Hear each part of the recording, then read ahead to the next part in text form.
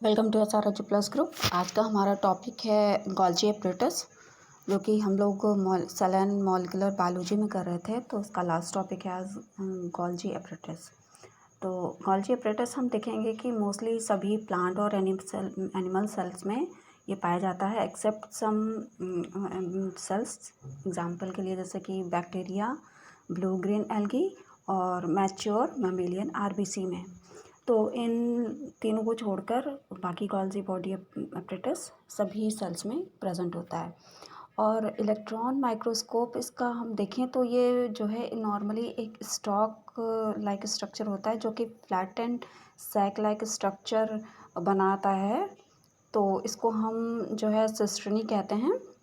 जैसा कि आप यहाँ डायग्राम में देख पा रहे होंगे, ये एक जो है स्टॉक लाइक एक फ्लैट स्ट्रक्चर है, सैक लाइक स्ट्रक्चर। तो इसको हम सिस्टर्नी कह रहे हैं। और सिस्टर्नी के बाद अगर जो हम नॉर्मल जो है नीचे की तरफ देखें तो यहाँ पे कुछ आपको सर्कल्स जो है टाइप की कुछ स्ट्रक्चर नज़र आ रहा है, जिसको हम वेसिकल कहते हैं। तो वेसिकल का फंक्शन यही है कि ये ट्रांसपोर्टेशन का काम करते हैं। ये अपने में विद इन में प्रोटीन या जो भी इनको ट्रांसपोर्ट करना होता है, सैक लाइक स्ट्रक्चर में वो उसको इनरोल कर लेते हैं और उसके बाद इसको ट्रांसपोर्ट कर देते हैं। फिर नेक्स्ट अगर हम देखें तो इसमें वेसिकल जो नॉर्मली ओरिजिनेट होती है वो जो सृष्टनी होती है उसी की बर्डिंग की वजह से होती है, जो कि गोल्जी जो है सिक्रेशन जो है लिए होती है। तो गोल्जी जो सिक्रेट करती है वही इस वेसिकल में इनसर्कल होके जो है ये डिटैच होता है सिस्टर्नी से। फिर अगर वेसिकल की बात करें तो हर वेसिकल जो है एक तरह से ट्रैफिक पुलिस का की तरह फंक्शन करता है। और ये traffic police of the cell भी कहलाता है, क्योंकि ये क्या करता है कि ये बहुत ही इम्पोर्टेंट रोल प्ले करता है गोल्जी बॉडी को टू डायरेक्ट द सिक्रेशन। मतलब कि किसी जो सिक्रेशन गोल्जी बॉडी ने किया है उसको कहाँ किस डेस्टिनेशन पे, प्रॉपर डेस्टिनेशन पे उसको पहुंचाना है, ये सारा जो है इंस्ट्रक्शंस हमारा सिस्टर्नी देता है। तो इस तरह ये सिस्टर्नी में जो वेसिकल होती है उस वेसिकल के द्वारा दी जाती है।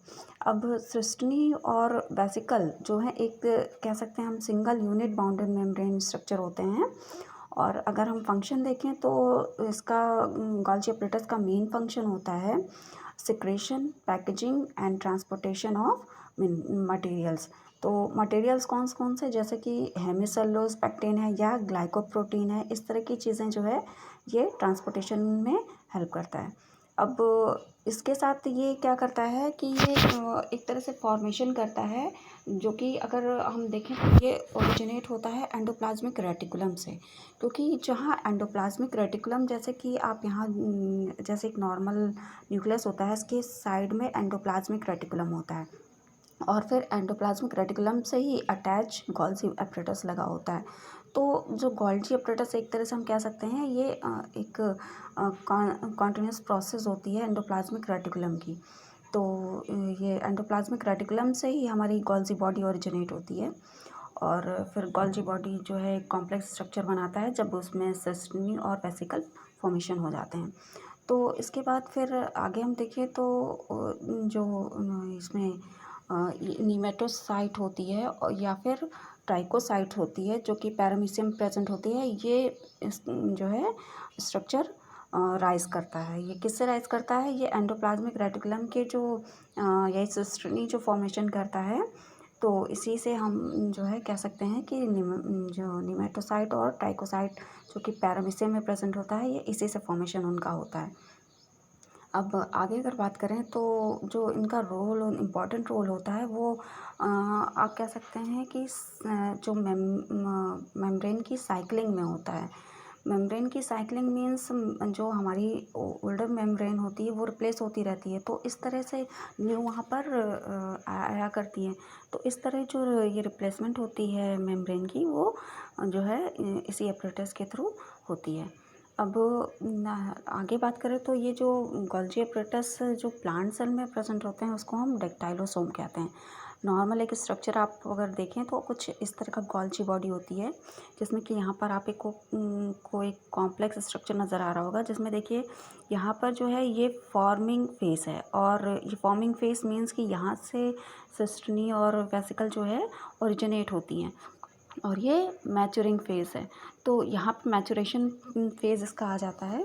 तो ये जो है देखिए यहाँ पर जो आप यहाँ पे कुछ साइक लाइक स्ट्रक्चर देख पा रहे होंगे, ये क्या है, ट्रांसेक्शन वेसिकल्स। तो ट्रांसेक्शन वेसिकल्स का क्या फंक्शन है, यही जो ट्रांसपोर्टेशन का काम है यही करते हैं। और इसी तरह बीच में आप यहाँ पे देख पा रहे होंगे ये सिस्टर्नल मेम्ब्रेन है, तो ये एज अ मेम्ब्रेन फंक्शन करती है।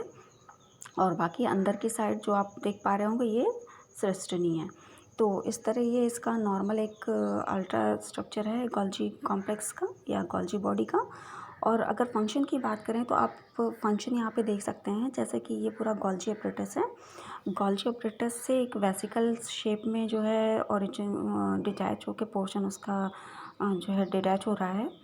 तो न्यूली सिंथेसाइज्ड प्लाज्मा मेम्ब्रेन, जिसमें कि लिपिड या प्रोटीन मॉलिक्यूल्स होते हैं, और फिर ये जाके सेल के जो है जो टारगेट सेल होती है वहाँ की मेम्ब्रेन से अटैच हो जाता है, और फिर ये इनसर्कल कर लिया जाता है और ये अंदर जो है ट्रांसपोर्ट कर दिया जाता है। तो इस तरह ये फंक्शन करता है, इसका गोल्जी एपरेटस का पाथवे है ये, एक तरह से हम कह सकते हैं कैसे ये फंक्शन करता है। कभी कभी क्या होता है कि जो सेल में कुछ जो है हार्मोनल या हार्मोन्स या न्यूरोट्रांसमीटर होते हैं जो कि इसको सिग्नल देते हैं साइटोप्लाज्म में, और ये फिर इस वेसिकल के साथ जो है सिग्नल लेकर जो है इंटर करता है। तो इस तरह ये पूरा फंक्शन करता है इसका पाथवे।